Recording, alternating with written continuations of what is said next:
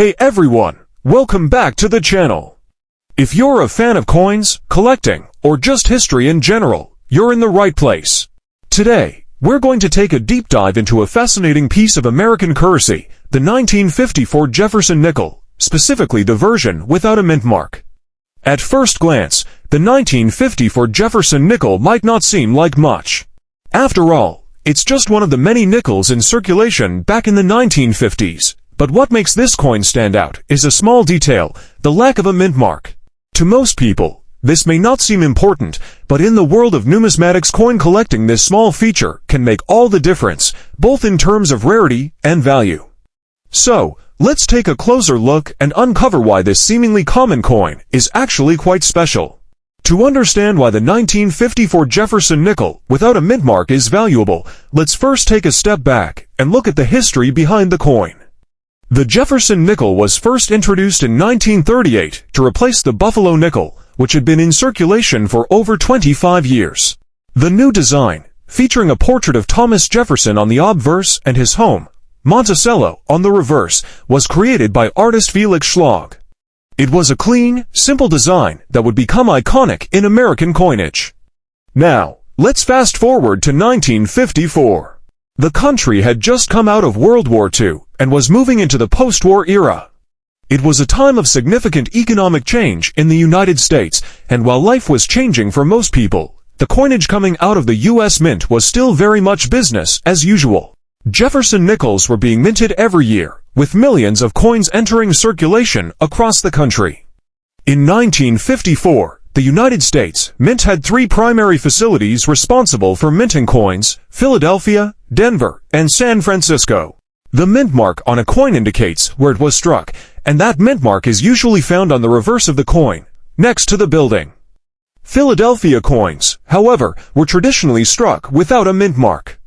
And this brings us to the 1954 Jefferson Nickel. Unlike coins minted in Denver or San Francisco, the 1954 Jefferson Nickel from the Philadelphia Mint has no mint mark. In fact, this is a distinguishing feature for coins minted in Philadelphia during this time. It might sound like a small detail, but for collectors, this lack of mint mark makes the coin noteworthy. While there were no changes to the overall design or appearance of the coin in 1954, it was this tiny detail that set it apart from other nickels in circulation. Now, you might be asking, why does the mint mark matter so much? It's just a letter. Well, the mint mark tells us something important about a coin's origin. For example, a coin minted in Denver has a D mint mark, and a coin minted in San Francisco has an S mint mark. These mint marks help collectors determine where a coin was struck, which can impact the coin's rarity and value. The absence of a mint mark on the 1954 Jefferson Nickel from Philadelphia makes it somewhat more desirable because it's a marker of that year's production process.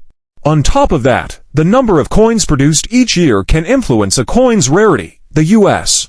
Mint in Philadelphia produced billions of coins in the 1950s, so while the 1954 Jefferson Nickel without a mint mark wasn't rare in terms of its total production, the fact that it doesn't have a mint mark makes it stand out among the other Jefferson nickels of that era. So, how valuable is the 1954 Jefferson Nickel without a mint mark? Well, the value of any coin is determined by several factors, including its condition, demand, and rarity. In general, a coin's value is largely based on its grade. The higher the grade, the more valuable the coin tends to be. Now, most 1954 Jefferson nickels that are still in circulation today are in lower grades, meaning they've seen a lot of wear and tear. These coins are worth only their face value, just 5 cents. But what makes the 1954 Jefferson Nickel particularly interesting is that it can be worth a lot more if it's in better condition. In fact, some examples of this coin in uncirculated condition can sell for anywhere between $500 to $800. However, that's just the tip of the iceberg. When you get into coins that are graded even higher, say, in MS65 mint state 65 or higher, the value skyrockets. A 1954 Jefferson Nickel without a mint mark in MS65 condition can be worth as much as $5,000 to $10,000 at auction, depending on the current market demand and the specific characteristics of the coin. The reason these high-grade nickels can fetch such a hefty price is because they are so rare. Finding a coin that has been well preserved and kept in excellent condition for decades is no easy feat. The vast majority of the 1954 Jefferson nickels that were minted were circulated, meaning they've been handled, dropped, and worn down over time. Coins in mint condition are harder to come by, which is why they're so valuable. So, how do you know if you have a 1954 Jefferson nickel that could be worth thousands of dollars? Well, the best way to determine its value is to have it professionally graded by a reputable coin grading service. These services evaluate the coin's condition based on several factors, including its luster, surface preservation, and overall appearance. The higher the grade, the more valuable the coin is. Even if you don't have a high-end 1954 Jefferson nickel, it's still worth holding on to any well-preserved versions you might come across. You never know when a coin might catch the eye of a collector, and you could end up with a nice little windfall. So, the next time you're going through your spare change, take a second to look at your nickels, especially if they're from 1954.